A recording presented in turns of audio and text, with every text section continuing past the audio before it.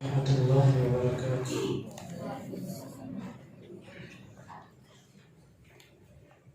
سورہ ہود آیت نمبر 110۔ اعوذ باللہ السمیع العلیم من الشیطان الرجیم من ہمزہ ونفخہ ونفثہ وَلَقَدْ اور البتہ تحقیق آتینا ہم نے دی موسیٰ علیہ السلام کو الکتاب کتاب فاختلف پس اختلاف کیا گیا فی اس کتاب میں ولولا اور اگر نہ ہوتا کلمۃ کلمہ سبقت جو سبقت لے جا چکا ہے من ربک تیرے رب کی طرف سے لقضی البتہ فیصلہ کر دیا جاتا بینہم ان کے درمیان وَإِنَّهُمْ اور بے شک ہو لفی البتہ میں ہے شک منہ اس سے مریب شک در شک میں وَإِنَّ اور بے شک کلن ہر ایک کو لما اس وقت البتہ لا یوفینہم البتہ وہ پورا دے گا ان کو ربو کا تیرا رب اعمالہم ان کے اعمال انہو بے شک وہ بما یعملون ساتھ اس کے جو عمل کرتے ہیں خبیر خبر رکھنے والا ہے فاستقم پس آپ استقامت اختیار کیجئے سیدھے ہو جائیے کما امرتا جس طرح کہ آپ کو حکم دیا گیا ومن اور وہ معا کا جو آپ کے ساتھ ہے ولا تطغوا ورنہ تم حد سے بڑھو انہو بے شک ہو بما تعملون ساتھ اس کے جو تم عمل کرتے ہو بصیر دیکھنے والا ولا ترکنوا ورنہ تم مائل ہونا الی الذین ان لوگوں کی طرف ظلموا جنہوں نے ظلم کیا فتمسکم پس چھوئے گی تم کو النار آگ وما لکم اور نہیں ہے تمہارے لیے من دون اللہ اللہ کے سوا من اولیاء کوئی دوست مددگار ثم پھر لا تنصرون نہ تم مدد کیے جاؤ گے وَلَقَدْ آتَيْنَا مُوسَى الْكِتَابَ فَاخْتُلِفَ فِيهِ اور البتہ تحقیق ہم نے موسیٰ علیہ السلام کو تورات دی پس اس میں اختلاف کیا گیا وَلَوْلَا كَلِمَةٌ سَبَقَتْ مِنْ رَبِّكَ اور اگر یہ بات نہ ہوتی کہ تیرے رب کی طرف سے کلمہ سبقت لے جا چکا ہے لَقُضِيَ بَيْنَهُمْ البتہ ان کے درمیان فیصلہ کر دیا جاتا وَإِنَّهُمْ لَفِي شَكٍّ مِّنْهُ مُرِيبٍ اور بے شک وہ اس سے شک در شک میں ہے وَإِنَّ كُلًّا لَمَّا لَيُوَفِّيَنَّهُمْ وَرَبُّكَ أَعْمَالَهُمْ اور بے شک ان میں سے ہر ایک کو البتہ پورا دے گا تیرا رب ان کے اعمال کا بدلہ انہو بما یعملون خبیر بے شک وہ جو عمل کر رہے ہیں اس کو خوب خبر رکھنے والا ہے فاستقم کما امرت ومن تاب معک پس آپ سیدھے ہو جائیں جس طرح کہ آپ کو حکم دیا گیا یا استقامت اختیار کیجئے جس طرح کہ آپ کو حکم دیا گیا اور جو ایمان لائے ہیں آپ کے ساتھ ولا تطغوا اور تم حد سے نہ بڑھو انہو بما تعملون بصیر بے شک جو تم عمل کرتے ہو اس کو وہ دیکھنے والا ہے وَلَا تَرْكَنُوا إِلَى الَّذِينَ ظَلَمُوا فَتَمَسَّكُمُ النَّارُ اور تم ظالموں کی طرف مائل نہ ہونا بس تمہیں آگ چھوئے گی وَمَا لَكُم مِّن دُونِ اللَّهِ مِنْ أَوْلِيَاءَ ثُمَّ لَا تُنصَرُونَ اور تمہارے لیے اللہ کے سوا کوئی مددگار نہیں ہو سکتا اور پھر تم مدد بھی نہ کیے جاؤ گے ہم نے موسیٰ علیہ السلام کو کتاب دی یہ کتاب کب دی گئی فرعون اور اس کی قوم کے غرق ہونے کے بعد اس کے غرق ہونے کے بعد اللہ رب العالمین نے کتاب دی کنہیں کتاب دی موسیٰ علیہ السلام کو فرعون کے غرق ہونے کے بعد اس سے پہلے جو فرعون کی طرف موسیٰ علیہ السلام وحی لے کر جاتے رہے وہ وحی تورات نہیں تھی اسی کے بعد اہل علم نے لکھا کہ وہ حدیث تھی نا تو سب سے بڑا منکر حدیث فرعون تھا آج جو لوگ کہتے ہیں نا کہ جی قرآن کے سوا حدیث حجت نہیں ہے ان سے پوچھیں کہ موسیٰ علیہ السلام جو فرعون کے پاس دعوت لے کر جاتے رہے تھے، اس وقت تو تورات آئی نہیں تھی، تو وہ کون سی دعوت تھی؟ تم کہتے ہو کہ حدیث حجت نہیں ہے؟ نبی کی ہر بات حجت ہوتی ہے، وہ قرآن کی شکل میں ہو کہ حدیث کی شکل میں ہو۔ تو تورات بعد میں ملی، فاختلف فیہ، بس اس میں اختلاف کیا گیا۔ اختلاف یہ تھا کہ کسی نے مانا کسی نے نہ مانا، حتیٰ کہ موسیٰ علیہ السلام نے جب ان سے کہا کہ آؤ مل کر ارض مقدسہ کے لیے جہاد کرتے ہیں، تو انہوں نے کہا کہ اذهب انت وربك فقاتلا اننا هنا قاعدون، تم اور تمہارا رب چلے جاؤ، ہم تو یہاں پر بیٹھے ہیں، ہم نہیں جاتے۔ تو پھر اللہ تعالیٰ نے ان کو سزا دی۔ پھر اس کے بعد یوشع بن نون کی سرپرستی میں انہوں نے اس کو فتح کیا۔ جب ان کے وہ لوگ مر گئے، نئی نسلیں آئیں، تو انہوں نے یوشع بن نون کے ساتھ مل کر اس ارض مقدسہ کو فتح کیا۔ تو یہ انہوں نے اختلاف کیا، یعنی کہ انہوں نے تسلیم نہیں کیا۔ وَلَوْلَا كَلِمَةٌ سَبَقَتْ مِن رَّبِّكَ لَقُضِيَ بَيْنَهُمْ، اور اگر یہ تیرے رب کی طرف سے کلمہ سبقت نہ لے جا چکا ہوتا تو ان کا فیصلہ کر دیا گیا ہوتا۔ کون سا کلمہ؟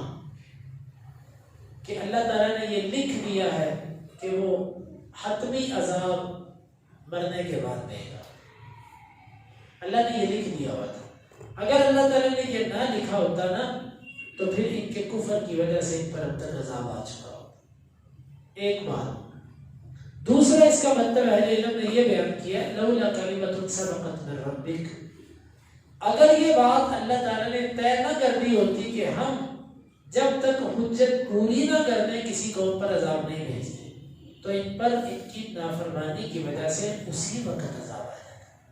لیکن اللہ تعالیٰ ان کو مہلت دیتا ہے، موقع دیتا ہے۔ کیوں دیتا ہے؟ کیونکہ اس نے لکھا ہوا کہ جب تک حجت ایک دفعہ پوری نہ ہو جائے میں کسی کو عذاب نہیں دیتا۔ واللہ عالم بالصواب، یہاں پر پہلے والا معنی زیادہ درست معلوم ہوتا ہے کہ اس نے لکھ دیا ہوا ہے کہ میں نے عذاب کب نازل کرنا ہے، اس قوم پر نازل کرنا ہے کہ نہیں کرنا۔ بس اگر یہ چیز لکھ نہ دی گئی ہوتی تو اب تک ان کے اوپر عذاب آ چکا ہوتا۔ وَإِنَّهُمْ لَفِي شَكٍّ مِّنْهُ مُرِيبٍ، اور بے شک اس میں شک در شک میں۔ ایک اس کا مطلب کہ موسیٰ علیہ السلام پر جو تورات اتری اس کے بارے میں بنی اسرائیل شک میں تھے کہ پتہ نہیں اللہ نے اتاری دی ہے۔ دوسرا کہ قرآن مجید کے بارے میں مشرکین مکہ شک میں ہے کہ پتہ نہیں اللہ نے اتارا ہے۔ دونوں مطلب درست ہیں۔ وَإِنَّ كُلًّا لَمَّا لَيُوَفِّيَنَّهُمْ رَبُّكَ أَعْمَالَهُمْ إِنَّهُ بِمَا يَعْمَلُونَ خَبِيرٌ، اور ہر ایک کو جب وقت آئے گا تو ان کا رب پوری جزا دے گا۔ دنیا میں اگر اللہ تعالیٰ کسی کو فوری عذاب نہیں دیتا تو اس کا یہ مطلب نہیں ہے کہ اس کے لیے آخرت میں بھی کوئی عذاب اور سزا نہیں ہے، بلکہ جب وقت آئے گا اللہ ہر ایک کو پورا مزہ ہے، اور جو وہ عمل کرتے ہیں اس کی اس کو خوب خبر ہے۔ فَاسْتَقِمْ كَمَا أُمِرْتَ وَمَنْ تَابَ مَعَكَ وَلَا تَطْغَوْا، یہ آیت مبارکہ اللہ تعالیٰ ہمیں سمجھنے کی توفیق عطا فرمائے۔ مفسرین کہتے ہیں کہ جو اللہ کے نبی صلی اللہ علیہ وسلم نے فرمایا نا کہ مجھے سورہ ہود نے بوڑھا کر دیا، بعض مفسرین تو کہتے ہیں کہ آپ نے اس لیے کہا تھا کہ اس میں ساری قوموں پر عذاب کا ذکر ہے، لیکن کچھ مفسرین کی رائے یہ ہے کہ وہ ایک آیت ہے جس کی وجہ سے آپ نے کہا تھا کہ مجھے اس نے بوڑھا کر دیا۔ اگرچہ پہلے والی بات درست ہے کہ اس سے عذاب ہی مراد ہے، لیکن اس میں ایک ایسی آیت ہے کہ جس آیت نے اہل ایمان کو بڑی فکر میں ڈال دیا تھا۔ وہ کیا تھا کہ اس طرح سیدھے ہو جاؤ جس طرح اللہ نے تم کو حکم دیا۔ اب جس طرح اللہ نے حکم دیا اس طرح سیدھا ہونا تو ہمارے بس میں ہے، یعنی کہ اللہ کے حکموں کو ہم ٹوٹا پھوٹا بجا لاتے ہیں تو وہ رب ہے، پھر بھی وہ ہم پر رحمت کرتا ہے کہ معاف کر دیتا ہے۔ لیکن اگر ہم 100% اس طرح کریں، اللہ کہے کہ اس طرح کرو جس طرح مجھے مطلوب ہے، تو اللہ ہم تب اس کو پورا کر سکتے۔ یہ وہ آیت تھی کہ جس نے بہت سے اسلاف کو فکر میں ڈال دیا کہ کیسے اللہ تعالیٰ کے اس حکم کو ہم پورا کریں گے۔ ہم تو اس طرح استقامت نہیں اختیار کر سکتے، بس آپ استقامت اختیار کیجیے۔ استقامت کیا ہوتی ہے؟ افراد اور تفرید کے درمیان کا راستہ۔ نہ کسی چیز میں غلو کرنا اور نہ کسی چیز میں کمی کرنا، درمیان کا جو رستہ ہے یہ استقامت کا رستہ ہے۔ اور ہمیشگی اختیار کرنا، دوام کے ساتھ کسی عمل کو کرنا اور اس طریقے سے کرنا جس طرح اللہ نے حکم دیا، اس کو استقامت کہتے ہیں۔ بس آپ استقامت پہ رہیے جس طرح آپ کو حکم دیا گیا۔ اور جو آپ کے ساتھ جنہوں نے توبہ کی وہ بھی ولا تطغوا، اور حد سے نہیں بڑھنا، کسی کے ساتھ بھی ظلم اور زیادتی نہیں کرنے۔ انہ بما تعملون بصیر، بے شک جو تم عمل کرتے ہو اس کو وہ دیکھنا۔ ولا ترکنوا الی الذین ظلموا فتمسکم النار، ظالموں کی طرف تم نے مائل نہیں ہونا۔ اگر تم ظالموں کی طرف جھک گئے تو تمہیں آگ چھوئے گی۔ یہاں پر ظالموں سے مراد کون ہے اور پھر دوسرا مائل ہونے سے مراد کیا ہے؟ ظالموں سے مراد مفسرین کہتے ہیں مشرکین، کافر، یہ مفسرین کے اقوال، لیکن اس میں واللہ اعلم بالصواب عموم ہے۔ بدعتی ہو، مشرک ہو، کافر ہو، فاسق و فاجر قسم کا آدمی ہو، وہ ظالم ہی کہلاتا ہے، اگرچہ اس میں درجات ہے۔ ان کی طرف مائل نہ ہونا، ان کی طرف مائل ہونا کیا ہوتا ہے؟ مائل ہونا یہ ہوتا ہے ان سے دوستیاں لگا کے رکھنا، یہ ان کی طرف مائل ہونا ہے۔ وہ ظالم ہیں، اللہ کے حقوق میں ظلم کر رہے ہیں اور آپ ان سے دوستیاں لگاتے ہیں، آپ ان سے دوستی تک قربان کرنے کے لیے تیار نہیں ہو۔ ایک اس کا معنی دوستی کرنا، دوسرا اس کا معنی کہ ان کے اعمال سے راضی رہنا اور ان پر رد نہ کرنا، ان کے اعمال پر راضی رہنا اور ان پر رد نہ کرنا، براءت کا اعلان نہ کرنا۔ تیسری چیز نرمی اختیار کرنا، یا وہ بھی ٹھیک ہے یہ بھی ٹھیک ہے، ایسے اتنی سختی نہیں ہونی چاہیے تھی، ٹھیک ہے جو جدھر لگا ایسے آپ نماز پڑھتے ہو نا بس ٹھیک ہے آپ پڑھو، لیکن جو نہیں پڑھتا اس کو غلط نہ ہو۔ مداہنت، دین کے معاملے میں بے دین لوگوں کے حق میں نرمی کا رویہ اختیار کرنا، یہ ان کی طرف مائل ہونے کی ایک قسم ہے۔ اور ایک ان سے مدد لینا، ان سے ظلم پر رہتے ہوئے ان کی مدد لینا، ان کا ساتھ دینا، ان کے غلط معاملات میں ان کے ساتھ کھڑے ہو جانا، یہ سب کی سب میلان کی صورتیں بنتی ہیں۔ تو اللہ تعالیٰ نے ہمیں صاف فرمایا کہ تم نے ظالموں کی طرف مائل نہیں ہونا، تم نے ظالموں کی طرف جھکنا نہیں ہے۔ کیوں؟ اگر تم ان کے لیے جھک گئے، ان کے لیے نرم گوشہ تم نے رکھا، ان کی طرف تم مائل ہو گئے تو تمہیں عذاب چھوئے گا، فتمسکم النار، پس تمہیں عذاب چھوئے گا۔ تو اس لیے ہمیں چاہیے کہ مشرکین کے بارے میں نرم رویہ نہ رکھیں۔ ہاں اپنا زبان، اخلاق، کردار یہ اچھا رکھو، لیکن ان کے اس عمل کے بارے میں نرم رویہ دل میں نہیں ہونا چاہیے۔ بدعتی جو بدعت کا ارتکاب کرتا ہے اس کے لیے آپ اخلاق سے پیش آؤ اور اسلامی آداب اور اخلاق کا خیال رکھو، لیکن اس کا یہ مطلب نہیں ہے کہ آپ بدعتی کے لیے اتنے نرم ہو جاؤ، اتنے نرم ہو جاؤ کہ اس کی بدعت پر رد ہی نہ کرو، کہو کہ یار ٹھیک ہے وہ بھی تو عقیدت میں کر رہا ہے نا، یہ ایسا نہیں ہونا چاہیے۔ فتمسکم النار، بس تمہیں آگ چھوئے گی، یعنی جب ان پر عذاب آئے گا تو تم بھی ان کے ساتھ ہی شریک ہو جاؤ گے۔ وما لکم من دون اللہ من اولیاء، اگر تم نے ایسا کیا تو تمہیں اللہ کے سوا کسی قسم کا مددگار نہیں ملے گا۔ ثم لا تنصرون، پھر تم مدد بھی نہیں کیے جاؤ۔ یعنی کہ اس آیت میں دوسرے لفظوں میں یہ کہہ لو، اگر کوئی چاہتا ہے کہ ہمیں اللہ کی مدد آئے تو اس کو چاہیے وہ ظالموں کے ساتھ تعلق اور ان کی طرف میلان نہ رکھے۔ بعض دفعہ ظاہری طور پر تعلقات رکھنے پڑتے ہیں، یہودیوں کے ساتھ بعض دفعہ ظاہری طور پر کاروباری تعلق ہے، عیسائیوں کے ساتھ بعض دفعہ کاروباری تعلق ہے۔ ایک ضرورت کی حد تک آپ کاروباری تعلق کرتے ہیں تو ٹھیک ہے، لیکن دل میں ان کے لیے نرمی یا دل میں نرم گوشہ یہ نہیں ہونا چاہیے۔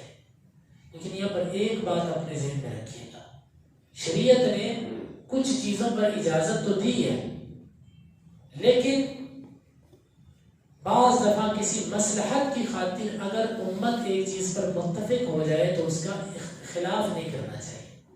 مثلا یہود، اللہ نے قرآن میں فرمایا کہ سب سے زیادہ مسلمانوں کے دشمن وہ یہودی ہیں، یہود سب سے بڑا دشمن ہے مسلمان کا۔